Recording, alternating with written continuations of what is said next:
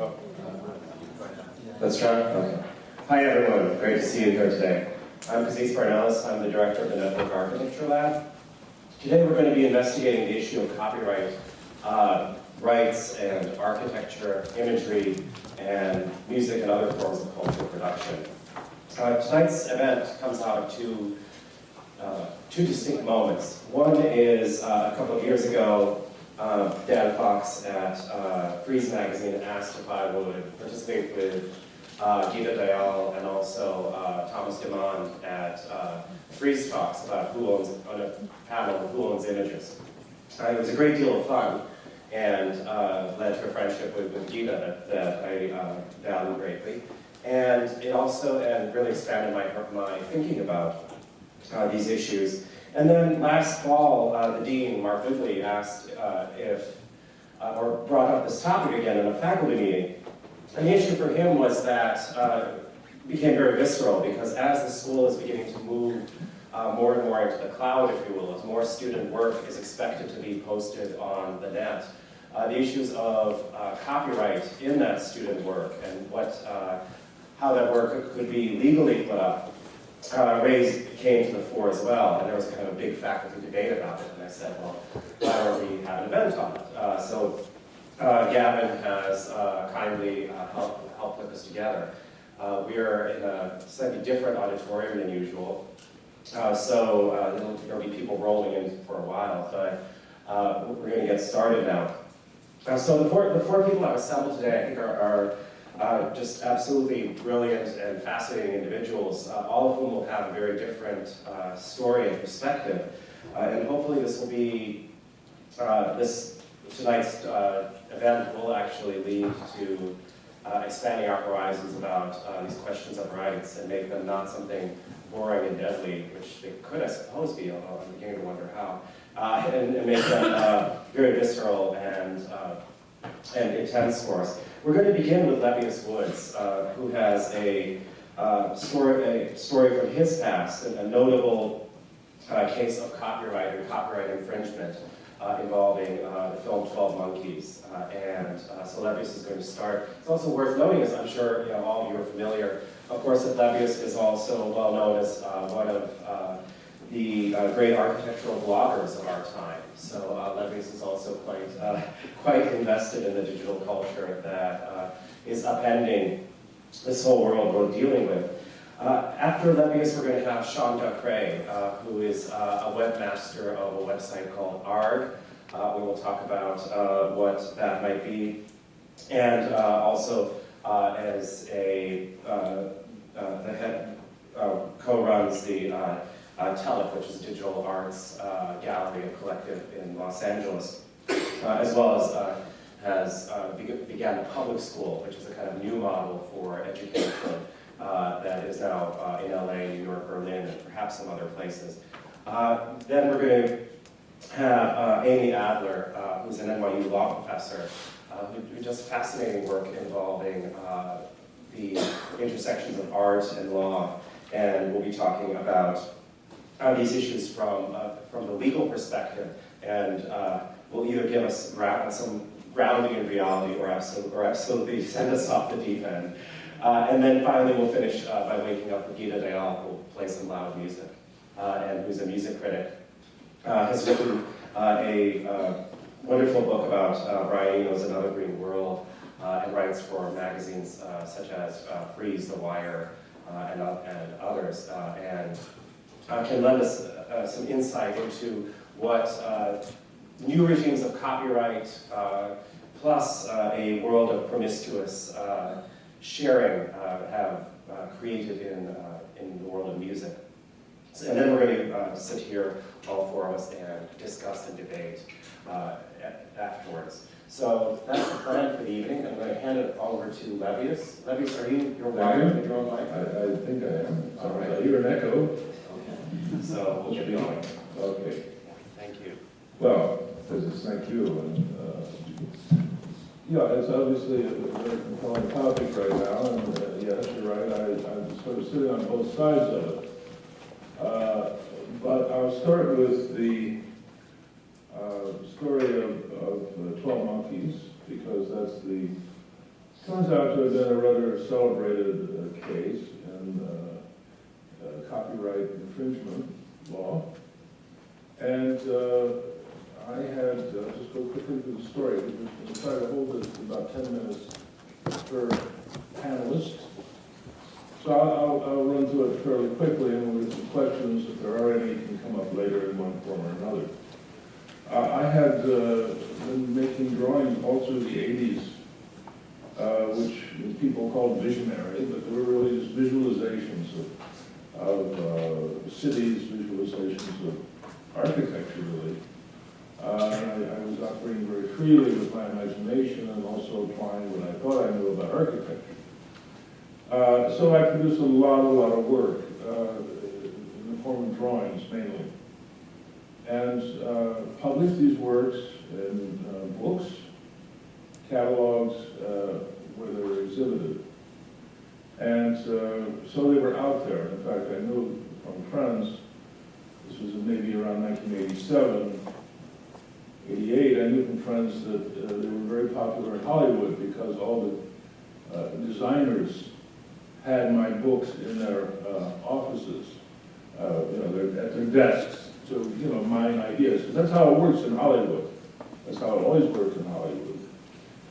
Is you don't sit down and design something, you collect information, images, any kind of image you want, and they put together these huge portfolios of just images that might apply to their film.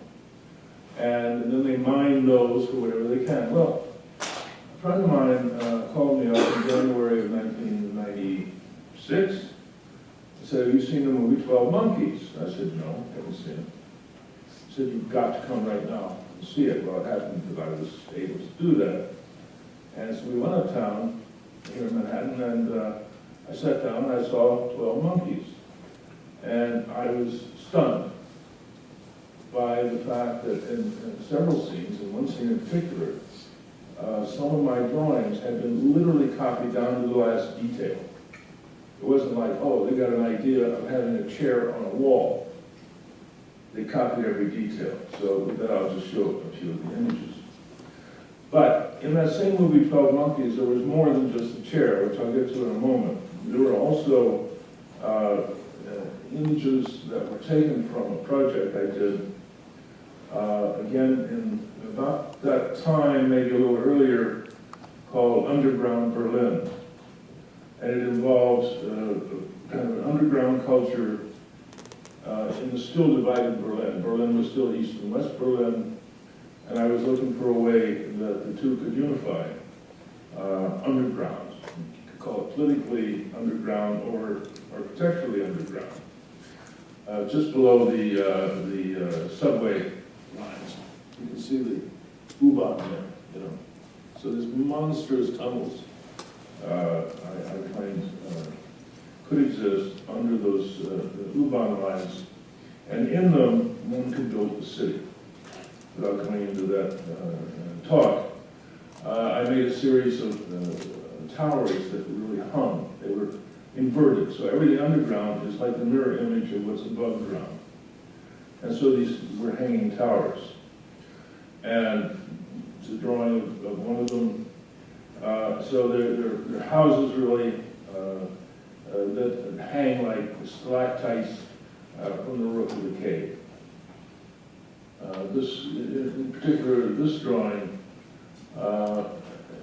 seemed to have been of great interest to the production designer Jeffrey Beecroft of the 12 Monkeys, because when they made the movie, he looked particularly to this drawing, and I think you can see, again, these are very fuzzy slides, but what makes it even more interesting is that even as fuzzy as they are, you can still see how much it was copied. So here's Bruce Willis and his guard, and they're passing through this tunnel, rather similar, and this tower hanging from the ceiling, and the cables and so forth. Other elements, architectural elements that I had used in my drawing were used. Okay, fine. That was just a kind of normal sort of lifting, and there was nothing exactly perfectly copied. But then we got to what they called in the movie the Interrogation Chamber. And here was a drawing I had done just a couple of years before, but had been published, of a chair on a wall and facing the spherical object, which might be a kind of viewing instrument. And my idea behind the drawing, to put it in simplistic terms, was that the ambiguity of technology, the ambiguity of these elements of architecture, are they for good or for ill? So is this a chair of power that a king or a monarch, monarch would sit in? Or is it a torture chamber? You know, I mean, there was the intentional play. And by the way, is being in power a form of being tortured? You know, I mean, think of it that way. So the ambiguity was very important to me. But when it got into the movie, copied literally detail for detail, and Bruce Willis, you know, I won't bore you with going back and forth between these images, but the rail going up, even the paneling on the walls, and the chair itself, as you'll see, were just copied, and the sphere, the spherical instrument. So I watched this, and again, seeing the details, the armrests.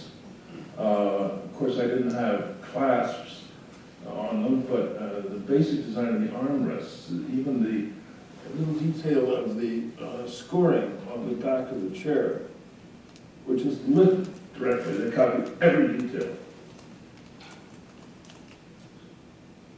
This is the Bruce Willis, you know, and even on the sphere, the texture of the sphere is very directly copied. So they just literally ripped a page out of the book, handed it to their builders and said, build it just like this. There was no design. And that's what they did. And that's what I saw. And I immediately called an attorney I knew in LA and asked to be represented by an attorney who specializes in copyright infringement in the entertainment industry. And I was directed to a man named Peter Anderson. And Peter, we had some communication. He said, this is open shut. We're going to, sue them. And he took the case not only on contingency, which all lawyers do, but he even put his expenses on contingent basis. Normally, if you have a lawyer who is operating, in case you win, he gets paid. But they never put their out-of-pocket expenses. But Peter was so sure this would win that his out-of-pocket expenses he put on contingency. So we approached it that way. It still took some time.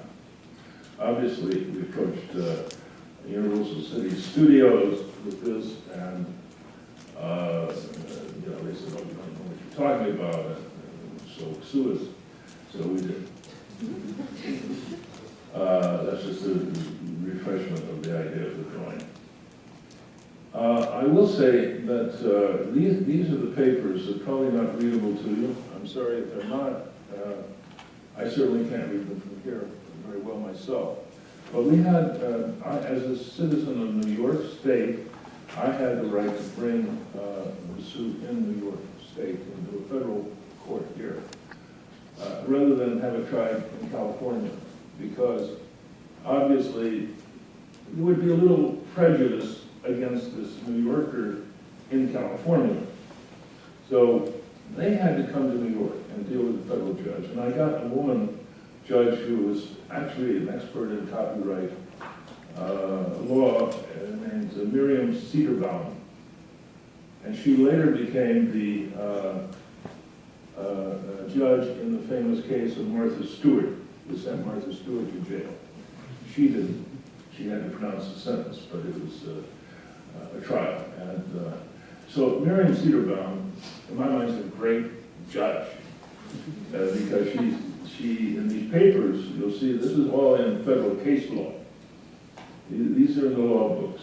Not every case that's tried gets into the law books. But the arguments on both sides And her comments on the case were very clear and sharp, and she found no justification for them copying my work. And they tried everything from saying First Amendment, freedom of speech, believe it or not, to the idea of fair use. Now, that's something very, very interesting. What is fair use? It's defined as you can use copyrighted work if it's for research or educational purposes only. Okay, so that's considered fair use. So Universal City Studios is making a $200 million movie and going to hopefully make more than that.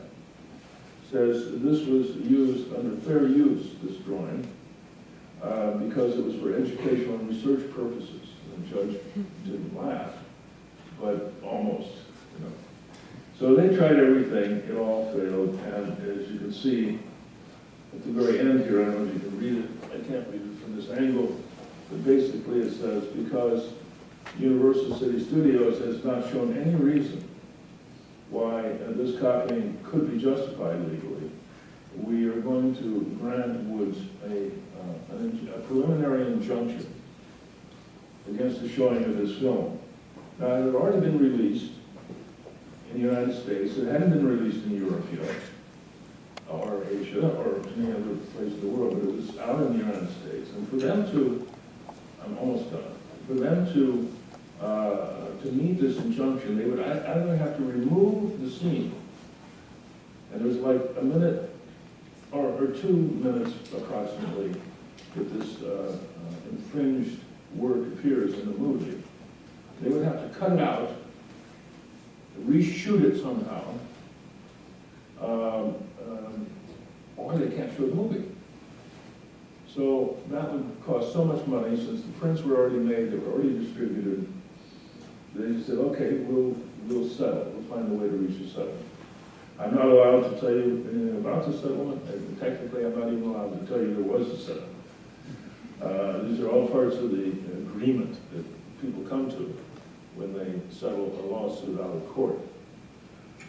So I can't say any more than that, but the judge was very strong and clear, and I think this became one of the first cases where an artist has been granted an injunction, even though only preliminary, meaning that it could be overturned through later process, an appeal and so on. This is the first time an artist was granted an injunction in this kind of movie business case. So since then, and that's been 10, 15 years ago now, this case has been used as a legal precedent in many other cases. That's about it. I mean, there's much more to say and tell, but I hope I've sketched the broad outline of it. I was the plaintiff. I was the one who was wrong. And keep in mind why. I published my work. I was giving my work away anyway through these books and publications. Someone paid $10, and they were buying my work. But why did I sue this movie company? Very simple reason. They were greedy bastards. That's it. And I was going to do everything I could to bring them up short on that issue, so they knew that they just couldn't get away with it. Fortunately, I had a great lawyer, had a great judge, had a great case, because they were so stupid, they made it a great case. And, you know, I won the case. And now it stands in U.S. case law as something any artist can use under similar circumstances. That's all I can contribute at this point.